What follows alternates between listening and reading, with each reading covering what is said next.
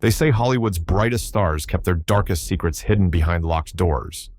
While the public watched their every move, some of the most iconic names in show business vanished into private hideouts, risking everything for a few forbidden hours. But where did these secret affairs unfold, and what really happened behind those heavy velvet curtains? Stay tuned, because some of these addresses are more famous for what never made the headlines than for who walked their halls. Chateau Marmont, Hollywood. In the glittering heart of Hollywood lies an unassuming fortress of secrecy, the Chateau Marmont. Rising above Sunset Boulevard, this hotel has witnessed countless scandalous rendezvous since its opening in 1929. Its walls whisper tales of forbidden romance and dangerous secrets, guarded jealously by loyal staff trained in absolute discretion. Jean Harlow, Hollywood's blonde bombshell, and Clark Gable, the leading man with a reputation for charm, frequently sought refuge in its exclusive bungalows, far from prying eyes.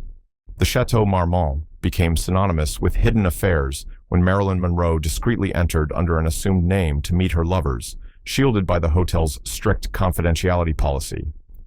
Even notorious recluse Howard Hughes found solace in the chateau's secrecy, using it as a private hideaway to meet actresses and starlets who captured his fleeting attention.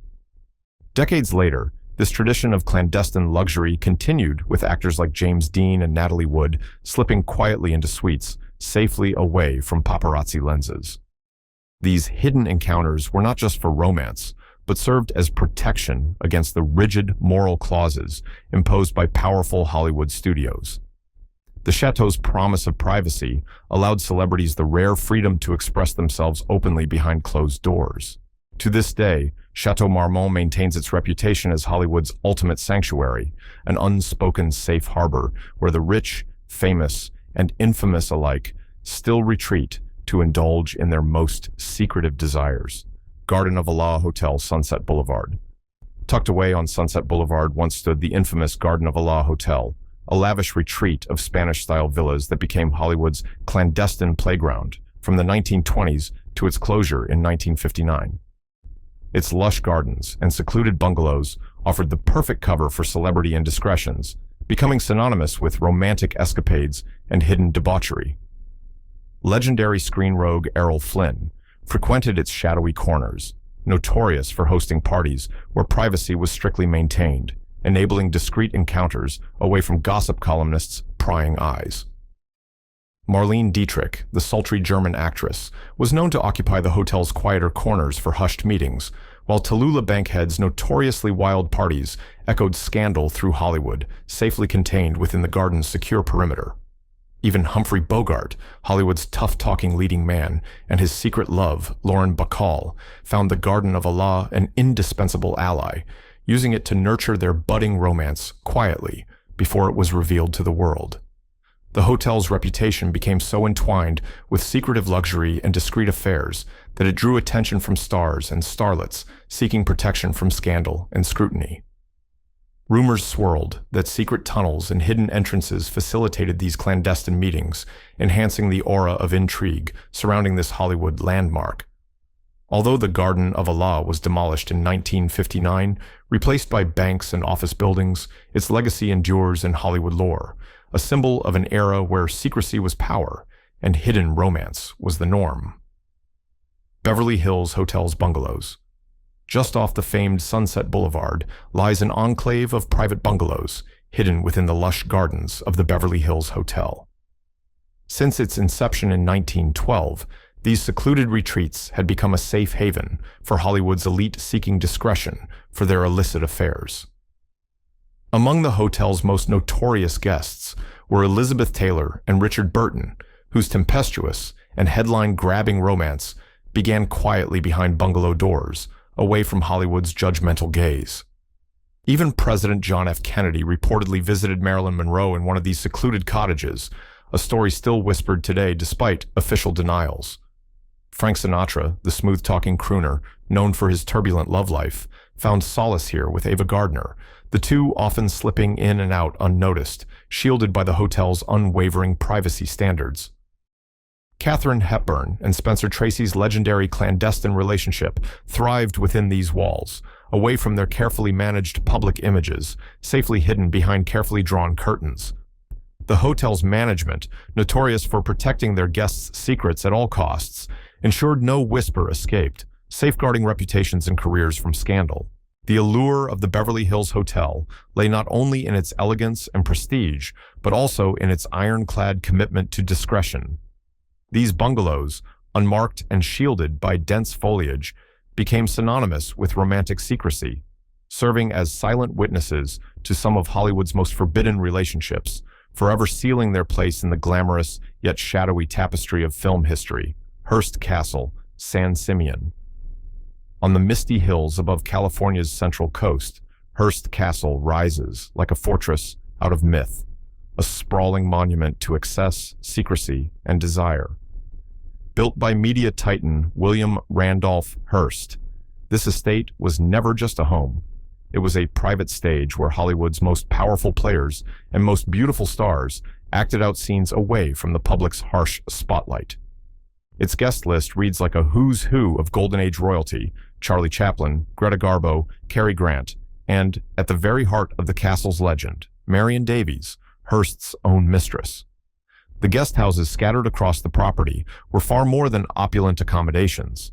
They were sanctuaries where high-profile affairs played out under the cover of Spanish rooftops and cypress trees. It was no secret among insiders that Hearst's protection meant freedom for his guests to mingle, flirt, and rendezvous away from nosy reporters. Rumors of secret passageways and hidden corridors persist to this day, fueled by the castle's labyrinthine layout. Even as wild parties raged in the grand halls, private romances flourished out of sight, shielded by loyal staff and the castle's remote location. Here, the boundaries between the powerful and the vulnerable blurred. Scandal was both risk and currency.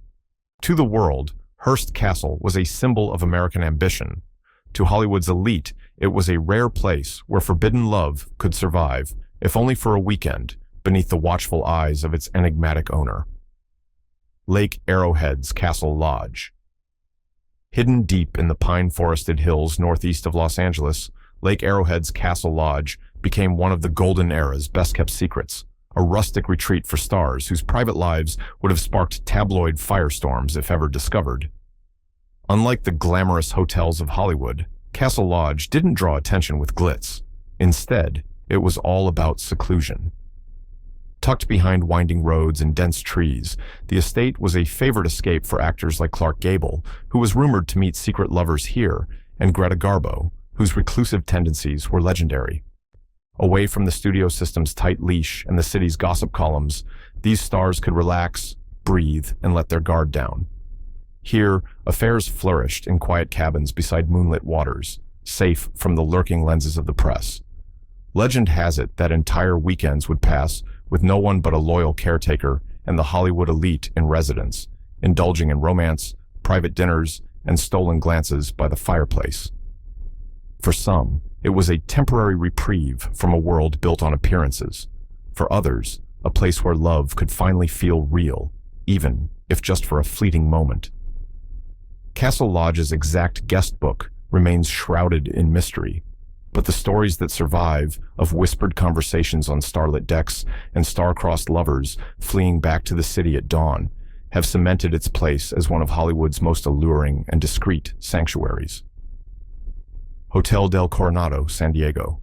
Far from the prying eyes of Los Angeles, but still within reach of its star-studded cast, the Hotel del Coronado stood as a beacon of Victorian elegance and, just as importantly, discretion. Opened in 1888, its grand, red-roofed silhouette offered seclusion that was practically purpose-built for the romantic escapades of Hollywood's most celebrated names. In the Golden Age, the Del, the queen of the California coast, hosted some of the most closely guarded trysts in show business. Marilyn Monroe, during the filming of Some Like It Hot, was rumored to have met with secret lovers in rooms tucked away from the main corridors. Studio heads and producers used the hotel's sprawling grounds to keep scandalous pairings out of the headlines, while stars like Rudolph Valentino and Clara Bow enjoyed sun-drenched afternoons that slipped into discreet, champagne-fueled evenings behind shuttered balcony doors. Staff at the Del were fiercely loyal, enforcing a code of silence that gave nervous guests the comfort of anonymity. The hotel's sprawling verandas, hidden gardens, and private beachfront made it the perfect getaway for those who needed to disappear, even for just one night. Here, whispered promises and forbidden passion mingled with the salt air, and every suite seemed to hold its own secrets.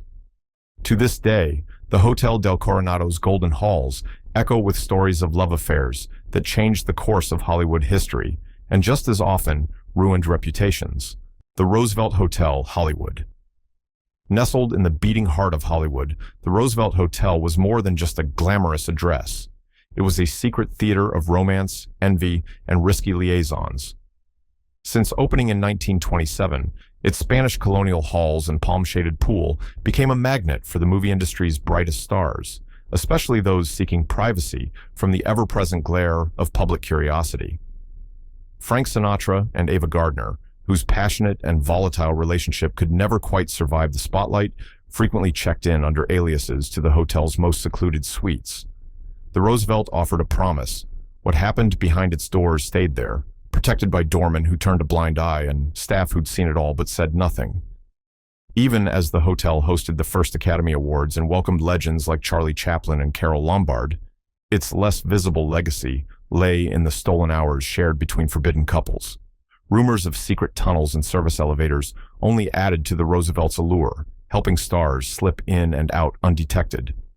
The hotel's penthouse parties, legendary for their revelry, became known as much for their after-hours secrets as their A-list guest lists. Within the Roosevelt's softly lit corridors, more than a few careers and marriages were put at risk, proving that in Hollywood, the line between business and pleasure has always been razor thin. Today, the Roosevelt stands as a monument not just to cinematic history, but to the carefully hidden passions that fueled it. Mocambo nightclub's secret rooms. When the sun went down on Sunset Strip, Mocambo nightclub came alive with music, laughter, and secrets. More than just the hottest ticket in town, Mocambo was a glittering stage for Hollywood's beautiful people. But what the public didn't see was even more sensational than what played out in the spotlight. Beyond the leopard print booths and the neon-lit bar, the club hid a network of private rooms and back corridors designed for those who needed to slip away unnoticed. For Rita Hayworth, whose dazzling beauty was the envy of every producer, Mocambo's shadowy nooks became the scene of more than one forbidden rendezvous. Orson Welles, a frequent guest and notorious womanizer, reportedly used the club's secret side rooms to entertain actresses and keep his affairs under wraps, at least until the morning papers found something juicier to print. Managers, tipped handsomely to keep their silence, orchestrated elaborate escapes for their star clients. Musicians like Frank Sinatra and Sammy Davis Jr. would disappear between sets, only to reappear an hour later, rumors swirling about who might have joined them behind those velvet curtains. And while the club's main floor was all flashbulbs and fanfare, the true stories, whispered arguments, passionate reunions, lovers caught in the act, were quietly swept up and locked away each night. Mocambo's private spaces became a kind of currency, traded in favors and confidences among the elite. In an era when a single headline could ruin a career, the club's unspoken promise of discretion made it as essential to Hollywood's hidden affairs as the stars themselves. By the time dawn broke over the Strip, the evidence was already gone, leaving only rumors, regrets, and the memory of one more secret night at Mocambo. The Beverly Wilshire Hotel. Set at the iconic corner of Wilshire Boulevard and Rodeo Drive, the Beverly Wilshire was the crown jewel of Beverly Hills, luxurious, sophisticated, and above all, private. In a town built on fantasy, this hotel offered something even rarer, sanctuary for the stars, whose real lives were far messier than their movie roles. Katharine Hepburn and Spencer Tracy, Hollywood's most whispered-about couple, carried on a decades-long affair within these walls, slipping into private suites where they could let down the facade. To the world, Tracy was a family man, and Hepburn, the fiercely independent actress. At the Beverly Wilshire, they were just two people desperate for a few stolen hours together. The hotel's staff were chosen for their discretion. Doormen remembered faces but never names, and maids were paid well to keep secrets. For others, the Wilshire's plush interiors became the stage for dangerous romances and business dealings best left unrecorded. When the press did come calling, management shut the doors tight and let no detail escape. It was a rule that protected not just reputations, but livelihoods. In an era when even a hint of scandal could end a career, the Beverly Wilshire became an oasis for Hollywood's risk-takers, letting them gamble on love and lust in privacy. Decades later, after the gossip columns had moved on, the stories lived on in the Wilshire's gilded halls, if only you knew where to listen. Ciro's nightclub, Sunset Strip. To outsiders, Ciro's was a glittering paradise of live music, laughter, and endless champagne, a place where movie stars held court and the cameras flashed all night. But to the initiated, Ciro's was also a labyrinth of hidden corners, VIP lounges, and off-limits back rooms where affairs and secret deals blossomed far from the curious gaze of the city. The club's owner, Herman Hover, knew exactly how to build a fortress of privacy within the chaos, offering the perfect cover for stars like Lana Turner and Johnny Stompanato, whose dangerous liaison would eventually make headlines for all the wrong reasons. Security at Ciro's wasn't just about bouncers at the door, it was an entire code of conduct, enforced by staff who understood that some guests needed more than just good service. They needed invisibility. High-backed booths were arranged for privacy, and a single nod from a famous face would send waiters scurrying to clear a space in the back room, away from the public eye. For many, Ciro's was a place to flirt, dance, and test boundaries that could never be crossed in daylight. For others, it was a last refuge, one of the only places where a forbidden romance might breathe without fear. The club's legacy, long after it closed, wasn't just the memory of wild nights and swinging bands. It was the knowledge that for a precious few, Ciro's made the impossible feel safe, if only until the sun came up. Falcon Lair, Beverly Hills. Perched high above Benedict Canyon, the secluded estate known as Falcon Lair was built by Rudolph Valentino, silent film's original Latin lover, as a retreat from Hollywood's relentless attention. After Valentino's early death, the estate passed through many hands, but its reputation for intrigue and secrecy only grew. Gloria Swanson, one of Hollywood's first queens of scandal, made Falcon Lair her private refuge, using the house's maze of rooms and sprawling grounds to shield her most intimate affairs from prying eyes. Here, behind wrought iron gates and high hedges, lovers could escape the world, if only for a night or a weekend. Neighbors whispered about limousines arriving under cover of darkness, about laughter and music drifting through open windows long after midnight, and about guests whose names never appeared on any official list. Falcon Lair was more than just a mansion. It was a stage set for private drama, where the rules of the outside world simply did not apply. Friends and lovers were invited by personal code, and staff were carefully chosen for their loyalty and silence. The Ambassador Hotel, Los Angeles.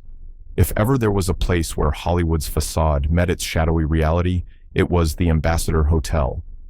Its gilded lobby and legendary Coconut Grove nightclub attracted A-listers, politicians, and musicians night after night. But for stars looking to keep affairs out of the public eye, the real action happened upstairs in the plush, soundproofed hotel suites that seemed built for secrecy. Joan Crawford was a frequent guest, often checking in under an alias, entertaining both studio heads and secret lovers, far from the judgmental gaze of studio PR teams. The ambassador's staff were handpicked for loyalty. Bellboys were tipped handsomely to forget familiar faces, and housekeepers were trained to ignore the messes that only the heart could make. Studio fixers, men whose entire job was to keep scandal out of the headlines, would use the ambassador's back entrances and service elevators to sneak lovers in and out, bypassing the lobby's watchful eyes. The hotel's upper floors became an unspoken territory where stars could shed their public persona, if only for a few hours. A-list affairs unfolded against the backdrop of the city's endless lights, and the Coconut Grove's after-hours parties were legendary for their excess and discretion. Some of the era's most talked-about breakups and makeups began, and sometimes ended within these walls. While the ambassador's fate was sealed with the end of the old studio system and its eventual demolition, its secrets linger, preserved in diaries, rumor, and the unbreakable code of those who lived and loved there in the shadows. Palm Springs hideaways. Long before Palm Springs was synonymous with music festivals and mid-century design, it was Hollywood's secret desert escape, a town built on the promise of discretion. Remote enough to evade the columnists, But close enough for a quick drive from Los Angeles, it quickly became the getaway for stars who craved privacy above all. Cary Grant and Randolph Scott famously shared a house here, their friendship and rumored romance shielded by high hedges, and the town's unspoken live and let live policy. For decades, the desert air crackled with gossip about who was in town and with whom, but little of it ever made the papers.